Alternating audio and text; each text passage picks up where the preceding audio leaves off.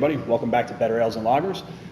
After last week's sound debacle, we're coming to you from a new location. We're at Craft and Growler, the original growler filling station here in the Dallas-Fort Worth area. We're going to be interviewing the owner and the manager a little bit later, but right now we're going to focus on what we do best, and that's reviewing beer and tasting beer, because that's what I like best.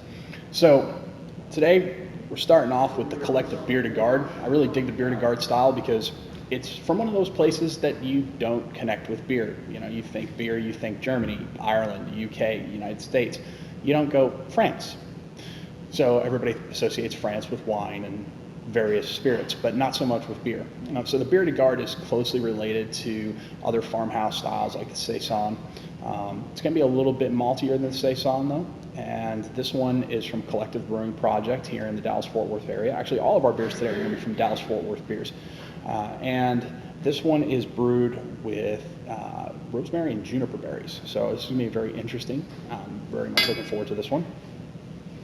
So you see it's a little bit darker than what you would normally expect in a Saison. Take a look at that. So that's from the malt. Okay, definitely get the juniper berries and the rosemary on the nose.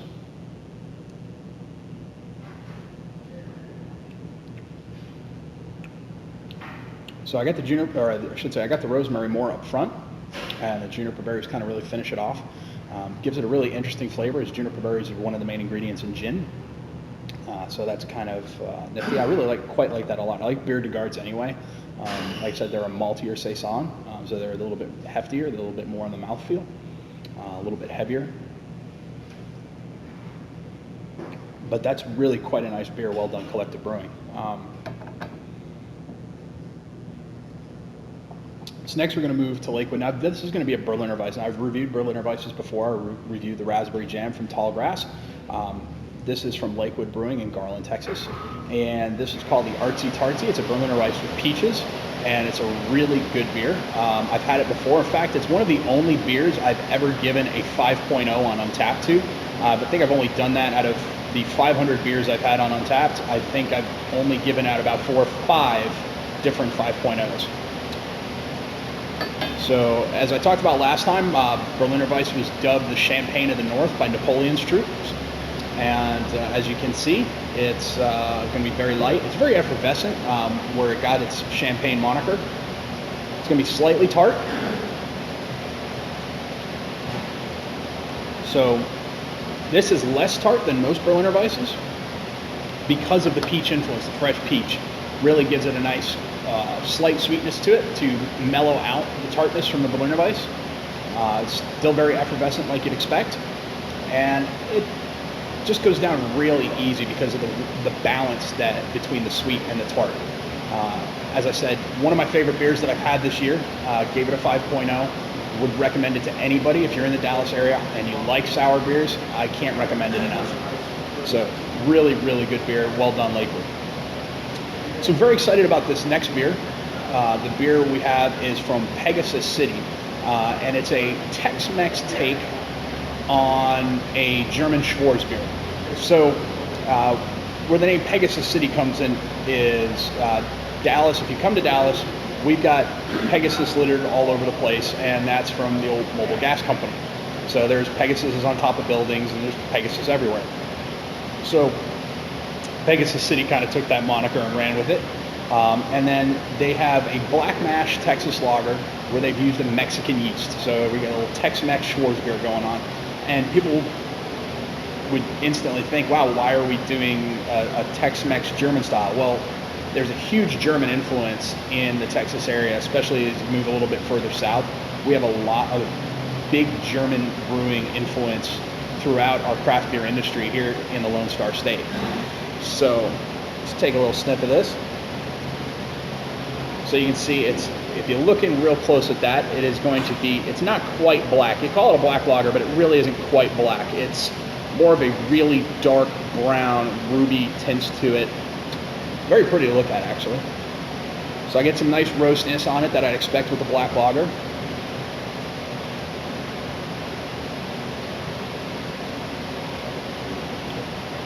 So it's very light on the mouthfeel. It's very easy to drink. Most people see a black beer and they think, oh my God, it's going to be very heavy. Not so. This is a very easy drinking beer. It's very good for summertime. It probably is only running in the, I'd say, 5 to 5.5% range. And it's really flavorful. You get a lot of nice roastiness to it, some toasted biscuit flavor, and it goes down real easy. Just a really good first entry from a up-and-coming and brand new local Dallas brewery. I got to meet the guys out at the Bessel Brew Fest in Texas. They were very nice. Really hope to support their products. They're doing a great job, and we hope to see more from them in the future. Okay, last beer, and then we'll get into our interview with the guys from Craft and Growler. And this is kind of a very interesting beer. I mean, it's an American Pale Ale, so that's not the interesting thing about it. There's a lot of American Pale Ales out there. But this is from Noble Ray Brewing here in Dallas, and it's their Ice Bucket beer. And this is brewed in conjunction with the ALS Foundation, studying Lou Gehrig's disease. And a portion of the proceeds of this beer will go to the ALS Foundation to support Lou Gehrig's disease research. So,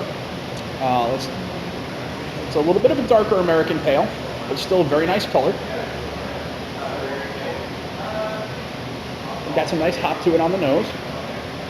Not too much though. I mean, it's not an IPA, it's an American Pale.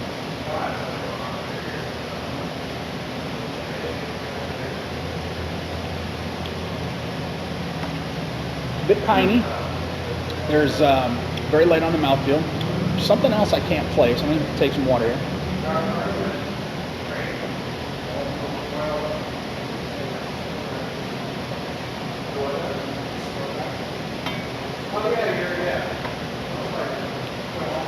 There's definitely something on the back end I'm having trouble placing, but it's very interesting. It's a very flavorful beer. I definitely drink it again until I figure out what the heck that is. So I might be drinking 2 or 3, but you know, hey, all in good fun. So those are our beers today. Just a nice wide variety showing the breadth of the talent of Dallas-Fort Worth area brewers. And you know, we're growing fast. We'll talk about it here a little bit in the interview section. We've grown from 33 craft breweries in the state of Texas in 2011. Here we are in 2017. We have well over 200 breweries.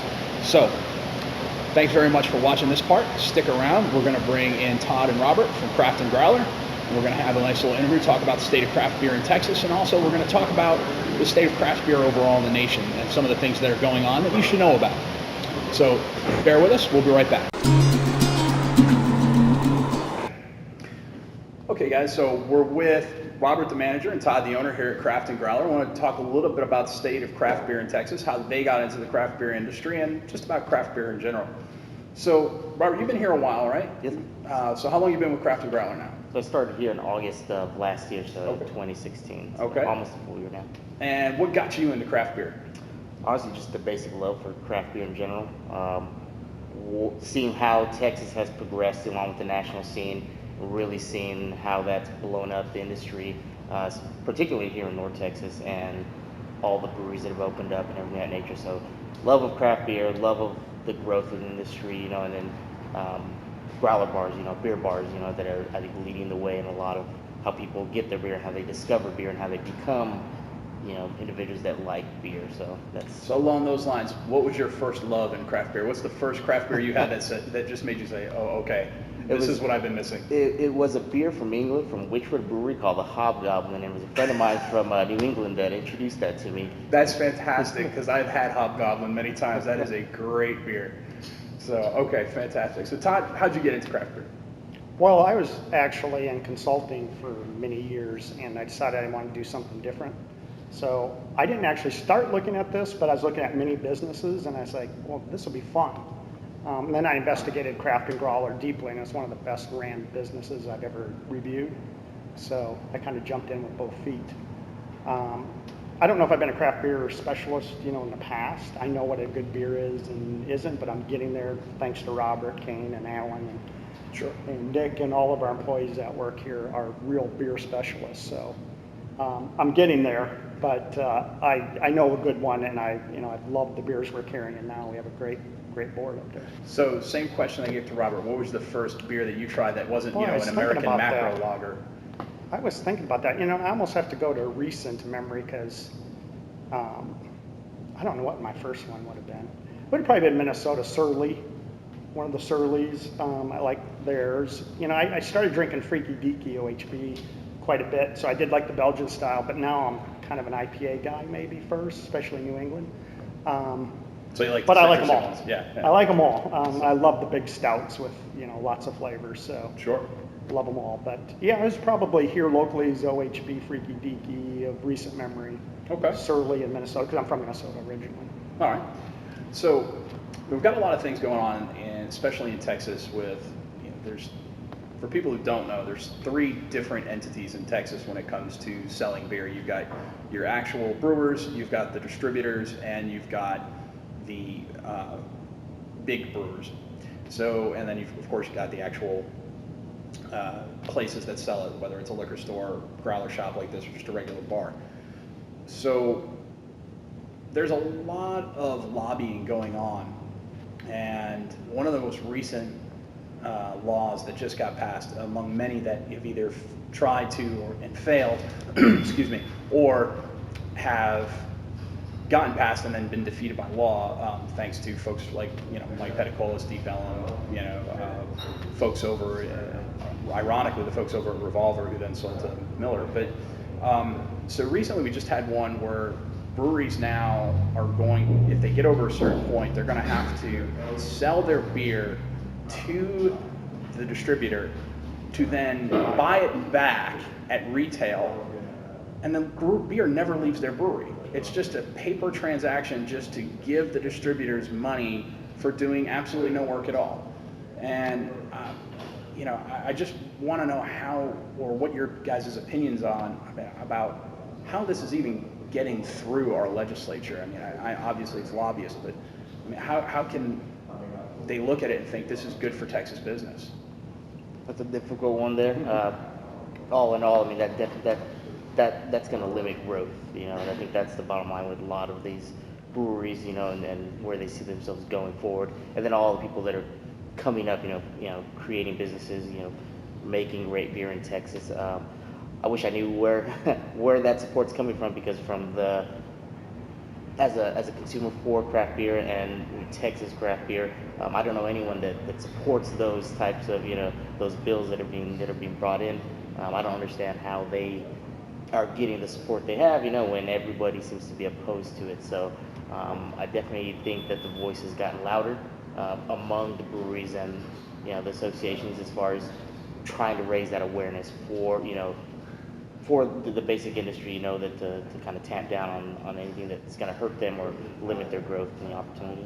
Yeah, I think that Texas state legislators should stand up and notice that if they're the one entity in the world that's bringing big beer and independent beers together in opposition of something, you're probably on the wrong side of it. I'm just saying, if Budweiser is lobbying against something that you're doing, and so are the small guys, you're probably on the wrong side of business growth. I'm just saying. And speaking of that, we'll just segue right into that.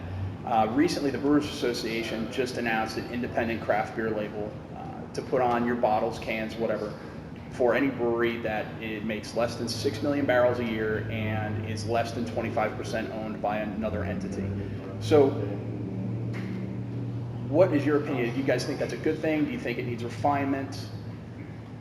It's a political issue in the craft beer world, because a lot of our customers don't want to really get the beers from the big brewers. So even though they might make good beers like Karbach, we sometimes have trouble selling it, or have people that just don't want it on board.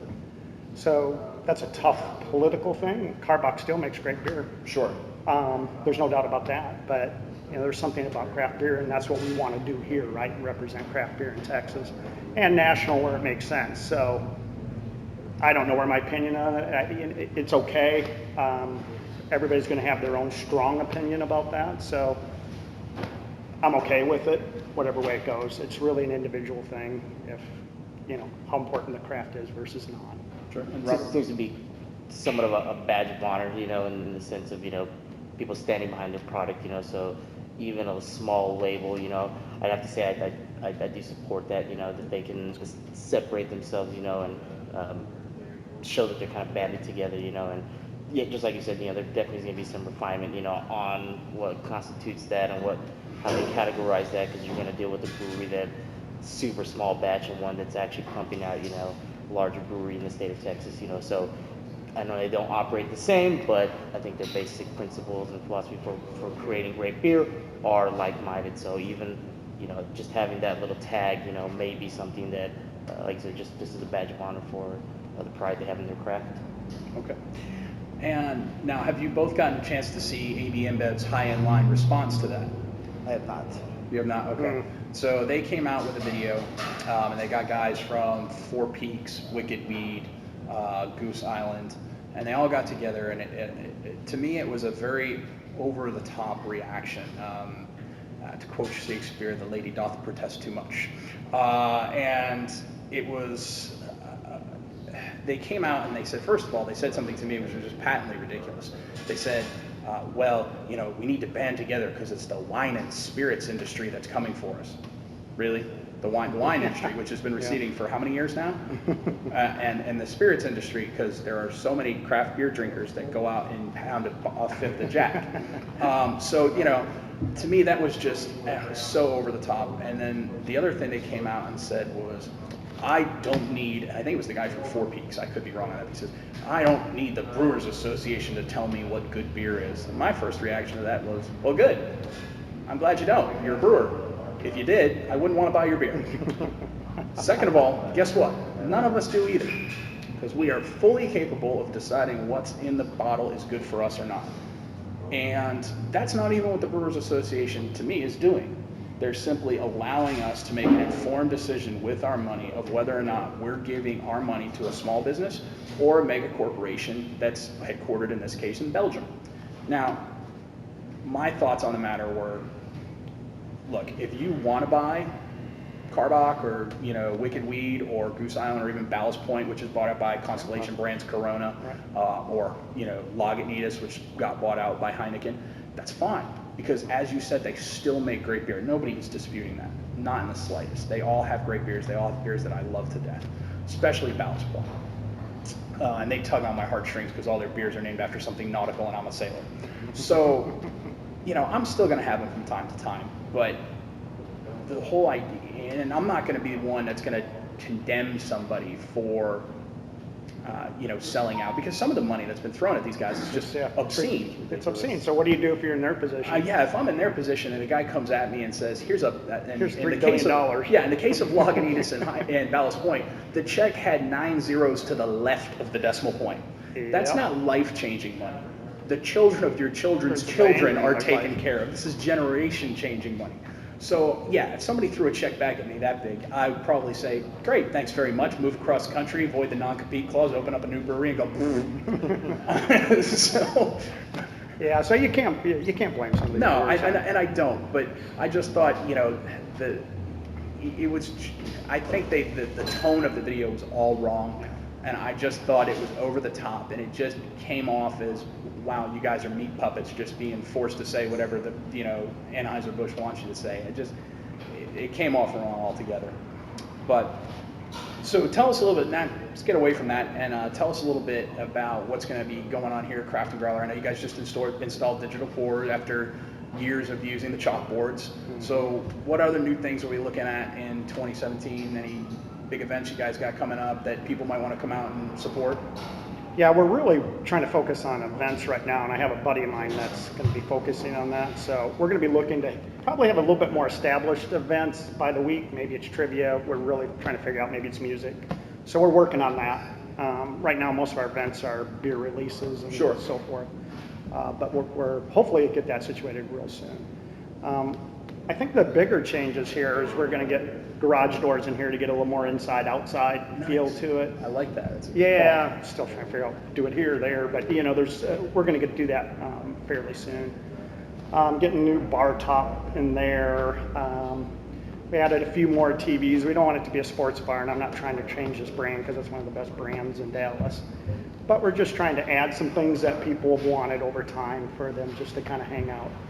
So we'll do some of that type of activity. A lot of people have events here, which I think are really good. They'll do birthday parties or whatever. We have such a big open space. So we're going to try to make that more open to people. I'm not going to do private events where we close it down because that's not fair to my customers. But Sure. But if people want to reserve 2 or 3 tables, we're going to do, you know, some of that. Fantastic. So, and then we're going to stick to the best we can to craft beer. And we have some that isn't craft beer right now, but we're going to do our best to be very local, Texas craft beer. Yeah, I was impressed with how local the menu was today. Yeah. I'd say it's probably in the neighborhood of 80%. That's, Yeah. you know, Yeah. in Texas, or in probably 50% in Dallas, Fort Worth. Yep. So, I think that's probably one of the bigger maybe improvements, depending on who you are, I guess. But over the last couple of months, we've really been pushing beer, and we've really been hitting a lot of different breweries, a lot of different styles. So, yeah, I'm really proud of the board right now, and it keeps getting better. Robert, anything you're looking forward to in the coming year? Yeah, definitely. I mean, I think we all pretty much agree that we've seen just in the last few years the growth of the Dallas beer scene and the changes in beer. You know, I know some beers that were initially released, you know, are no longer made anymore, and I think those brewers are finding their footing, you know, and really establishing themselves and the product that they make.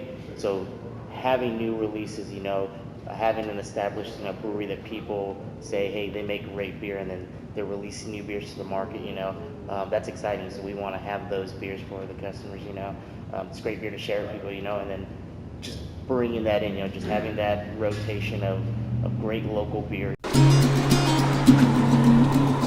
And they're essentially first place I want to come is check out the beer, you know, and just like we talked about, you know, there's great national brands, but there's really good local brands, and I think people are traveling more to seek those out and find those out. And you know, we've seen a lot of the breweries open up tap rooms, you know, especially this year. There's been quite a few tap room openings and extended hours for those. That's definitely going to, you know, compete with the way we do business, but at the same time, we have the ability to provide, you know, multiple options for those guys that are coming in that may not make it during, you know, tap room hours, or during certain beers that aren't on the tap room anymore. They can come here, you know, for different events that we have. So I'm pretty excited about some of the beers that we're holding for the events coming up, and for just, you know, the basic foot traffic that comes in looking to explore Dallas beer scene. So digital pours, I think, is gonna be a great tool, great asset for us. Getting our information as far as the beers that we have on tap there. I'm pretty excited about that. And then, of course, just overall direction Todd has for craft and growler, you know, and not changing so much, but making it conducive to just open environment, you know, where people come in here and, you know, you almost want to just hang out in here, you know, spend time here, play some games, you know, on the big table. You can sit here with one buddy, you can sit here with your whole family if you wanted to, you know, a bunch of friends. So that's pretty exciting, and that's, you know, We get a really good crowd here too. It's really fun. You have one of the great locations in Dallas too, right across from, you know, the world famous Texas State Fairgrounds. So Yeah. you know, that helps a lot. And as Robert mentioned, you got the dart station right outside, which is great because if you live anywhere along the dart rail, hey, you don't have to worry about drinking and driving. Exactly. So that's fantastic. So one last question for both of you, and then we'll wrap it up and let you guys get back to work. But what's your favorite beer right now? Right now, I'm a big fan, like talk about the New England style IPAs. I was really a fan of the Underdog. I've been fans of Manhattan Project's Half-Life. You know, those are just great beers to me. You know, I think for having local beers like those, I'm definitely enjoying those. And that's the Underdog 2.0 from Small Brew Pub. And that's in And I Cliff, haven't- correct? That's correct. And I haven't had that one yet. we went trying through, to get it. up at Thirsty Growler, we went through about, I think 10 slims of it in about a week and a half. Yeah. It flew out. And it was honestly our owner's wife who discovered it and said, we need to get this in here. Yeah. And we bought up as much as we could, and it blew out the doors. We're working on it as well. Yeah. I think they're struggling to meet demand. Yeah, they are. So we're working on getting that one. You know, there's a couple. I think Manhattan Project Half-Life. I really like the New England IPAs, so I put that up there. And the Three Nations Orange Wit. Sure.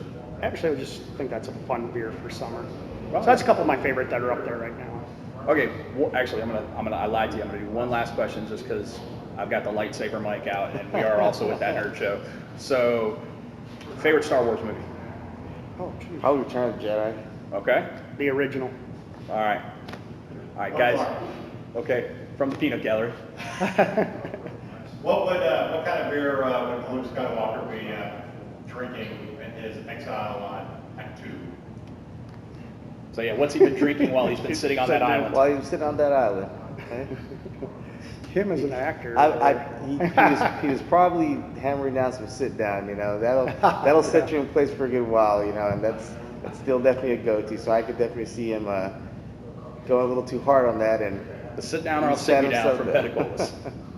I was going to say golden opportunity because he doesn't seem like the hard drinker type. Well, I'm gonna go with the character, not the actor. And Yeah, that's what I do. I went And since actor. he's been sitting around in an abbey for about 20 years, I'm gonna say that he's been drinking a Belch Quad. Yeah, that could be. Could be. So, all right, Todd, Robert, thank you so much. Appreciate you inviting us down here to Craft and Growler. Thank you. We really appreciate you come down. You guys have a beautiful place. I've been here many times in the past. I'll be here many more times in the future. So thank you very much.